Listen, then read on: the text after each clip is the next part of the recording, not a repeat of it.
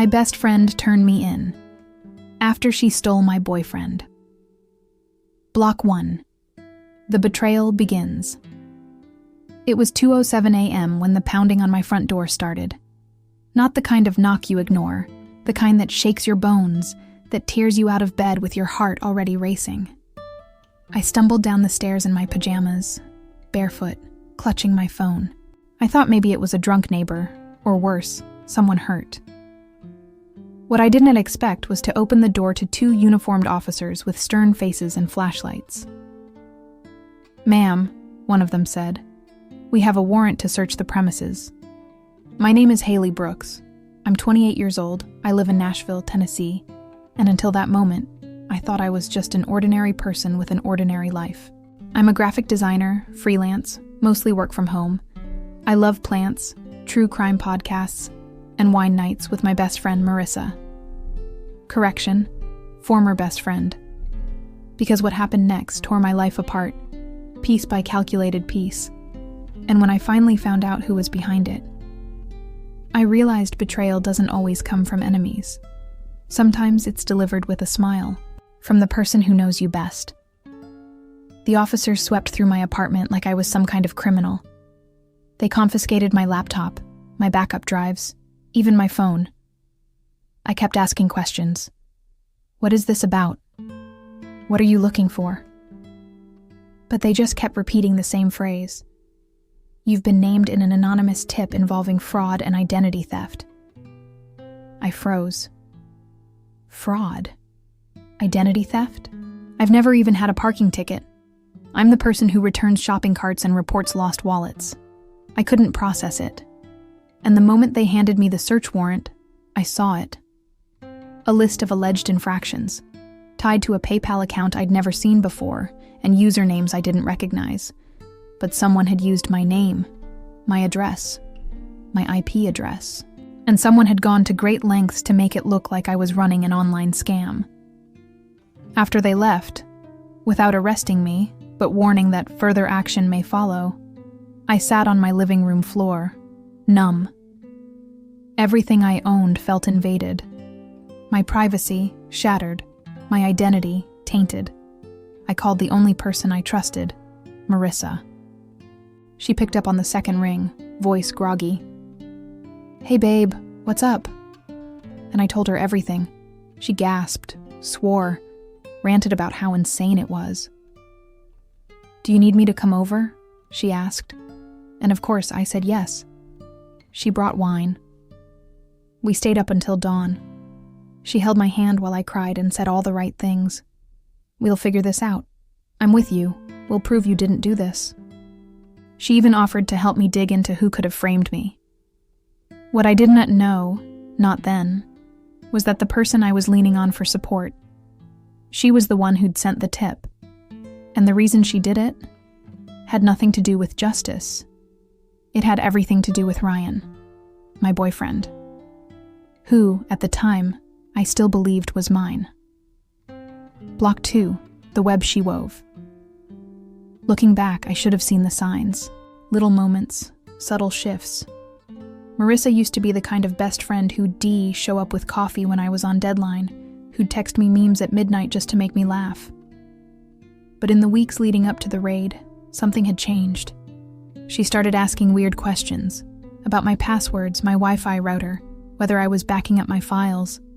I thought she was just being helpful. Now I know better. But at the time, I was too focused on clearing my name. The cops hadn't charged me, but the investigation was real. A detective left a voicemail the next day requesting an in-person interview. I Googled everything I could about being falsely accused. I even contacted a lawyer. Expensive but necessary. And through it all, Marissa was there. She sat beside me while I combed through bank statements. She drove me to a tech store to get a burner phone since my real one had been seized. She even offered to talk to Ryan for me, to keep him calm, she said, so he wouldn't freak out about all this. "Just until you get this sorted," she told me. That should have been the second red flag. Ryan and I had been together for nearly 4 years. He was a trauma nurse at Vanderbilt, quiet and steady, the opposite of Marissa's usual type. But they got along well. Too well, now that I think about it.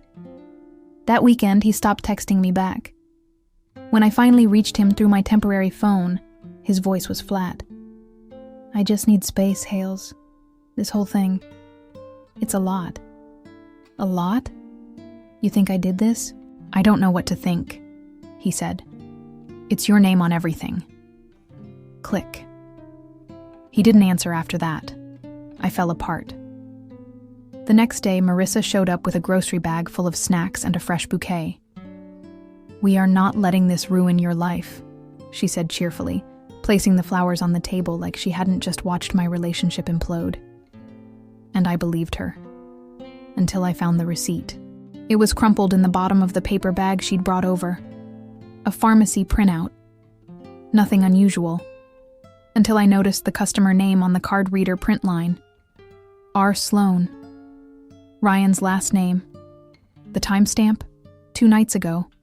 At a liquor store in West End.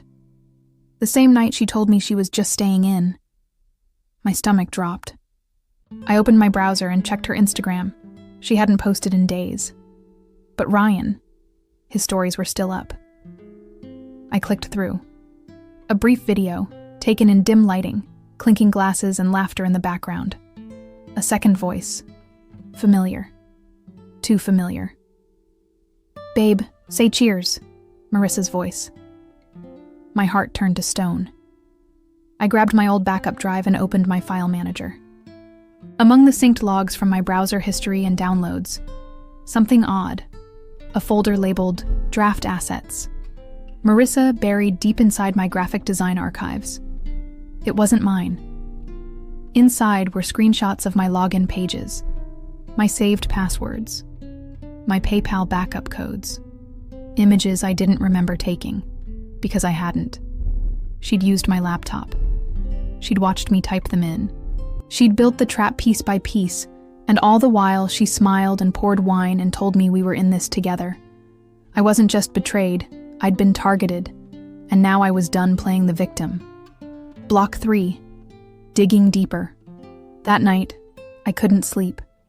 I lay on the couch, my old drive still plugged into my laptop, staring at those stolen screenshots. Each image was like a silent punch. My login screen, my password reset email, my Venmo QR code, all taken without my knowledge. But what made it worse, what made it sickening, was the precision. The folder wasn't messy. It was organized, time-stamped, labeled, sorted into categories. Marissa hadn't just betrayed me, she had engineered the entire thing. I copied everything onto a secure cloud folder and made 3 backups. One on a USB, one on an encrypted external drive, and one in a password-protected email to myself. My lawyer had told me, if you get evidence, protect it like it's your life. I believed her now. The next step was Ryan. I hadn't spoken to him since his "I need space" text. I was still too angry, too shocked. But I needed answers. Not about us, but about her. So I did what any desperate, heartbroken woman would do. I baited him. I sent him a single message from my burner number. Hope the drinks were worth it. You and Marissa look cute in her story from Tuesday night. 5 minutes later, he called. I didn't answer. He called again, then a third time. I let it ring. Then I texted, "Don't worry, I'm not mad anymore. Just building my timeline. Thanks for helping." This time, he didn't call back. Instead, I got a message from a different number, one I didn't recognize. "Haley, it's Ryan. She told me you were going off the rails, that you hacked someone. I didn't know. I swear I didn't know." My hands shook as I read it. She said you'd try to frame her, that she had to protect herself. He followed up with, "She told me you were the one stalking her, that you'd been using her info to cover your tracks." I believed her. I was stupid. I stared at the messages, mouth dry. It was classic gaslighting. Marissa had preemptively spun a narrative in case I ever figured it out. She'd built her alibi. I was the unstable one, the obsessive friend, the secret manipulator. Ryan had fallen for it, but not anymore. "If you want to help," I replied, Send me everything she sent you. Every message. Every screenshot. I need to build a case. An hour later, I had a Dropbox folder with nearly 200 screenshots, all from Marissa S.'s side of the story. Emails she claimed were from me. Bank transfers that proved my scam. A screenshot of a PayPal account, doctored. I opened it in Photoshop and ran a layer check. The metadata was edited. The balance line had been faked. The name field tweaked.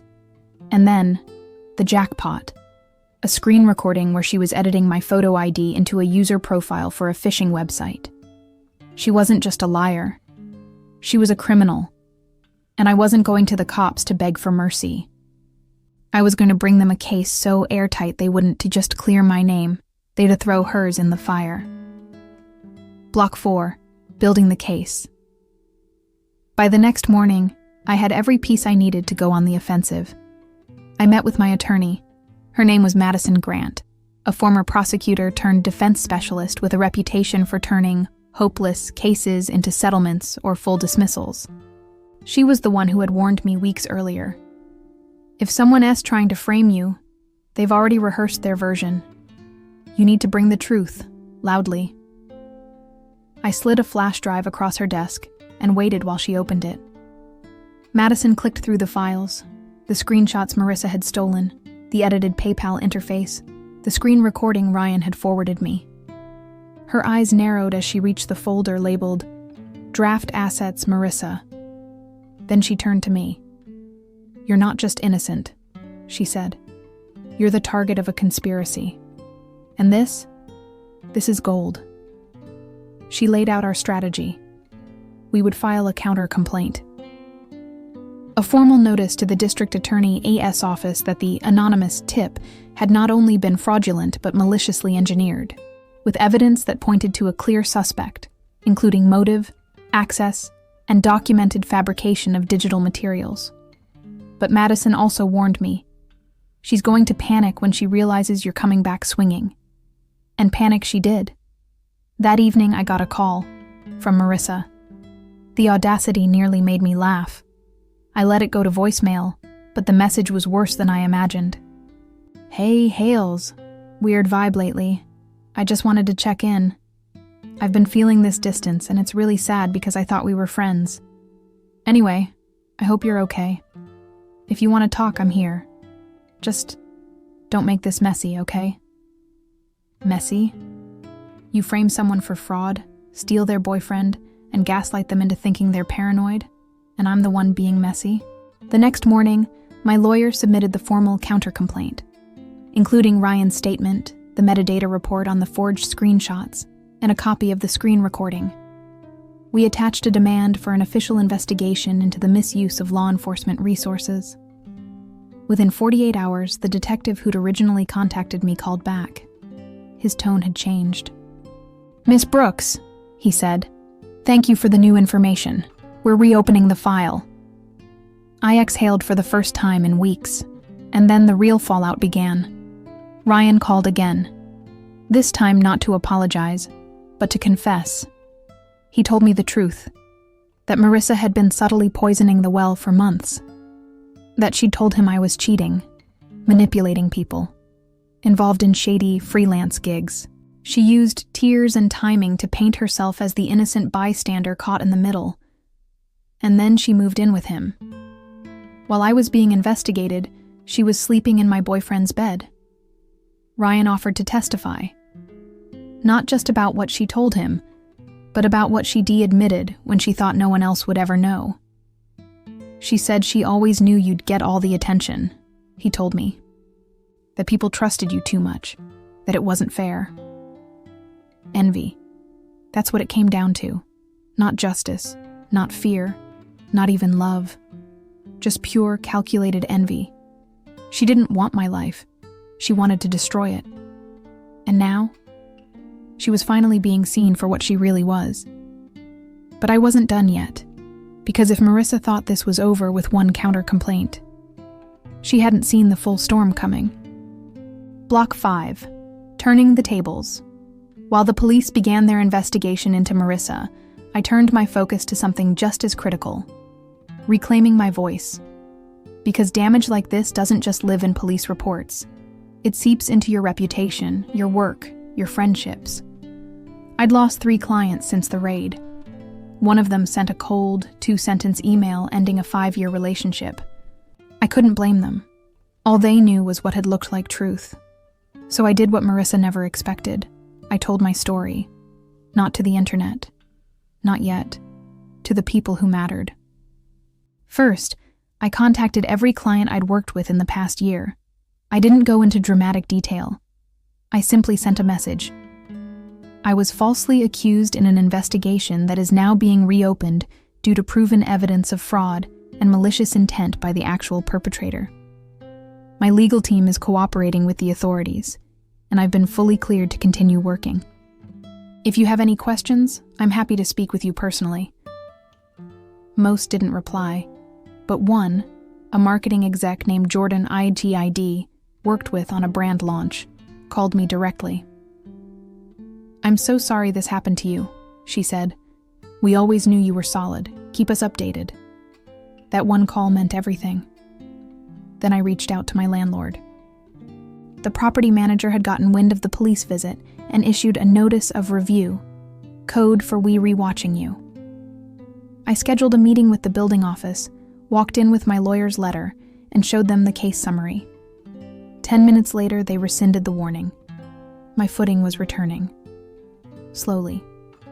Meanwhile, Madison kept feeding the DA's office everything new we uncovered, including the kicker. Marissa had used an old router login from a night she stayed over to route fake activity through my Wi-Fi.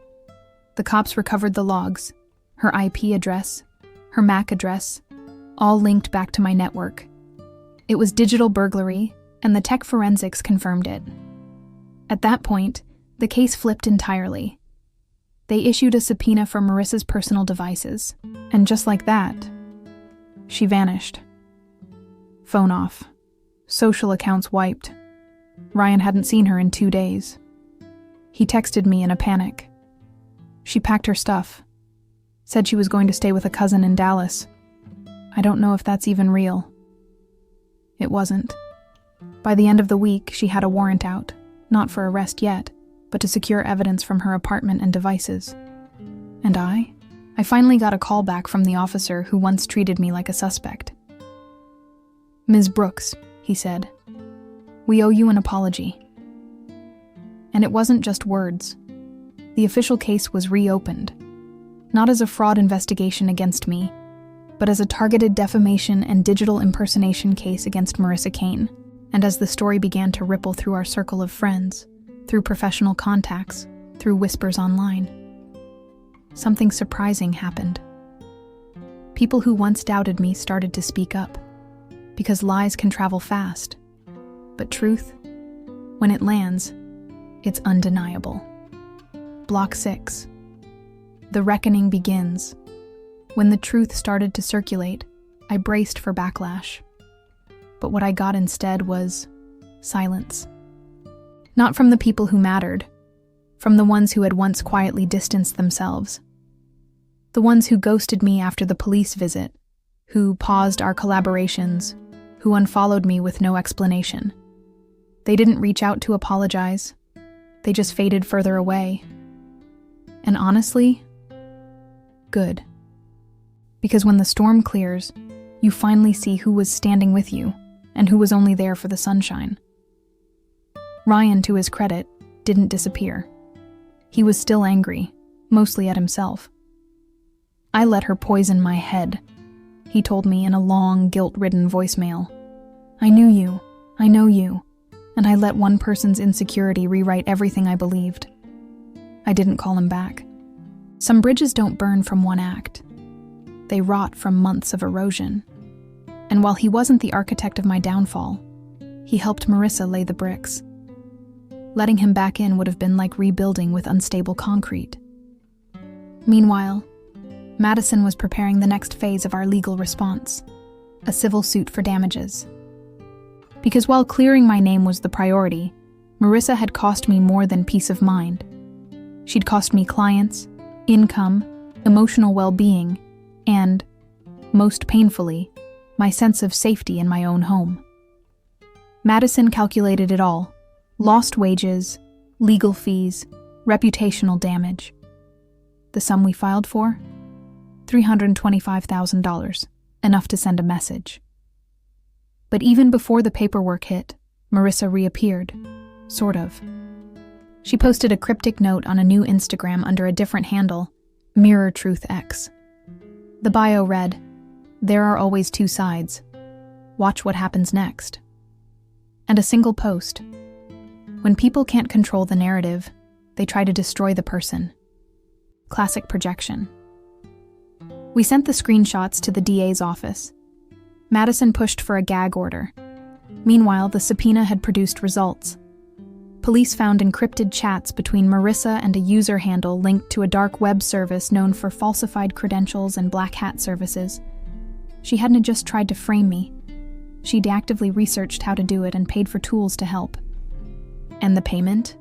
Traced back to a secondary bank account she'd opened under a fake LLC. That was the tipping point. An arrest warrant was issued for Marissa Kane on charges of criminal impersonation, cyberstalking, identity theft, filing a false police report, obstruction of justice. Ryan called me again the day she was arrested. He said nothing for a while. Just silence. Then, she told me it was all just a joke at first, that she didn't mean for it to go that far. I hung up. Because jokes don't come with subpoenas, and friends don't set you on fire to keep themselves warm. Block 7. The fallout. Marissa's arrest hit the local news within 24 hours. Not front-page headlines, but it was there. A small write-up in the Tennessee Star with the title, "Nashville Woman, Arrested for Framing. Friend in Online Fraud Scheme." No names were officially released at first, but people knew. Our mutual friends started texting, the same ones who gone radio silent when the investigation began. Now they were just checking in, wondering how I was, if I'd seen the article, if there was anything they could do. I didn't answer most of them. Because in times of crisis, you learn who your people are. And for me, that circle had gotten a lot smaller, but clearer. One person who did show up, not physically but meaningfully, was Amber. We'd worked together on a branding campaign 2 years ago. She'd been quiet during the mess, but sent me a message after the news broke. "I never believed you did it. I'm so sorry I didn't say anything earlier. That's on me." She didn't excuse it, didn't make it about her guilt, just owned the silence, and that honesty.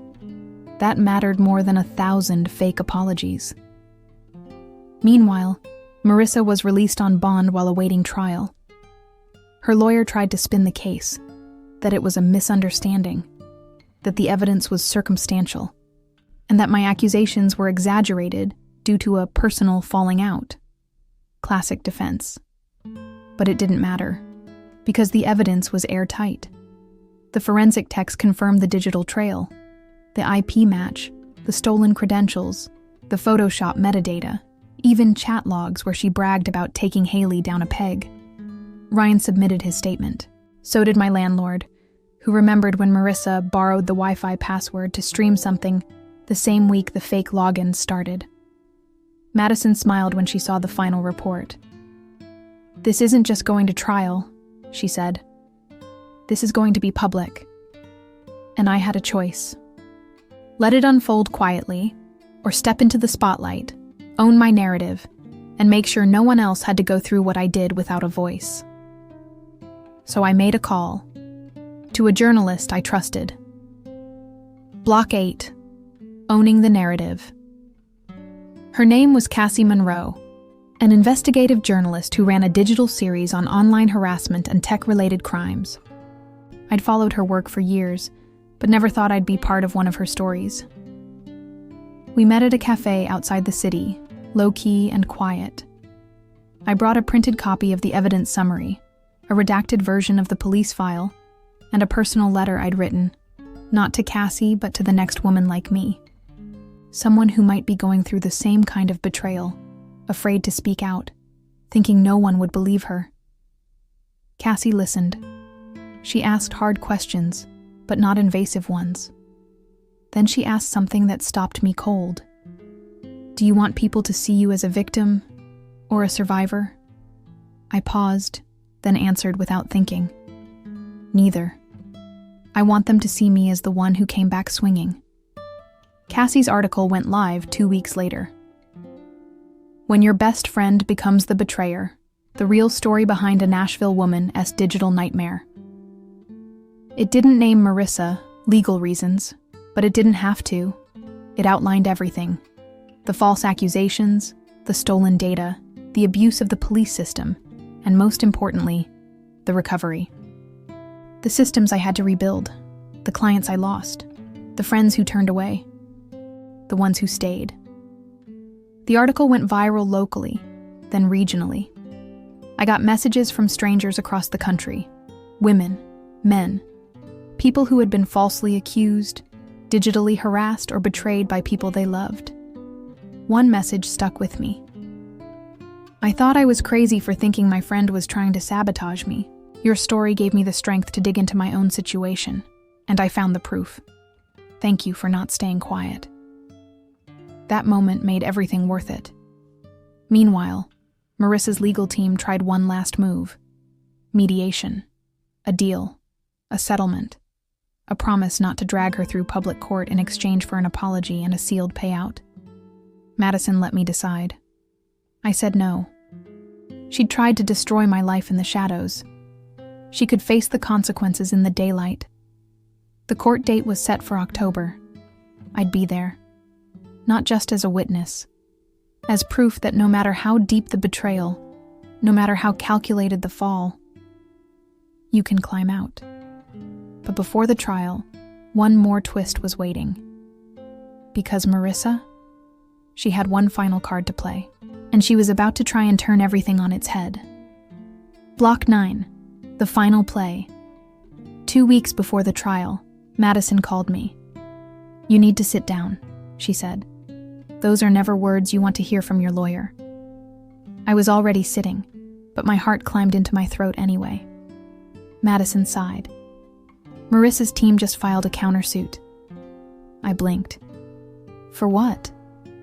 Defamation, emotional distress, claims you weaponized public perception against her.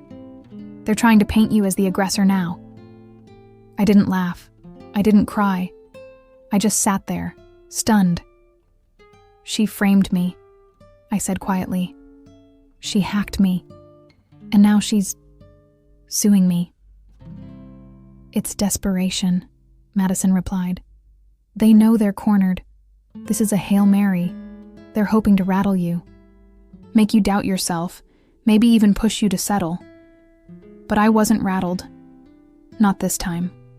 Because once upon a time, Marissa controlled the story. She knew how to play victim, how to weaponize closeness, how to twist trust into leverage. But now, I had the truth, and I had it documented. I leaned into the chaos, publicly. Cassie published a follow-up article. When the abuser plays victim, the dangerous game of countersuits in digital crimes. It didn't mention Marissa's name, again, legal barriers, but the story was clear. It included expert commentary from digital forensics analysts, prosecutors, and psychologists. The verdict was unanimous. This was classic Darvo: deny, attack, reverse victim and offender. And people were starting to notice. A well-known tech security advocate reposted the article with the caption, "This is why we teach cyber hygiene. Not because of strangers, because of the ones who know your passwords." My inbox flooded again. Strangers, survivors, support. Meanwhile, the actual legal system was grinding forward. Marissa's countersuit didn't go far. The judge reviewed our response, complete with timeline breakdowns, documented falsehoods, and verified forgery, and dismissed it within 5 days. Just like that, her final card hit the table and flopped. But the damage to her credibility was irreversible. When the trial began, her own lawyer seemed defeated. Their witnesses were weak, their evidence fabricated and easily disproven. My side, rock solid. Madison prepped me for cross-examination like I was going into battle. And when I sat on that stand, I didn't just tell my story. I owned it. I looked straight at the jury and said, the hardest part wasn't being framed. It was realizing someone who knew everything about me, my passwords, my past, my pain, used that knowledge to try and destroy me. And the only thing I did wrong was trusting her. You could hear a pin drop, and when Madison delivered her closing statement, I knew. We'd already won. Block 10, after the fire. The verdict came back in under 3 hours. Guilty. Marissa Kane was found liable for malicious defamation, identity theft, filing a false police report, and cyber harassment. The judge issued a permanent restraining order, revoked her bond, and ordered her to pay $285,000 in damages and legal fees. She didn't look at me once as the sentence was read.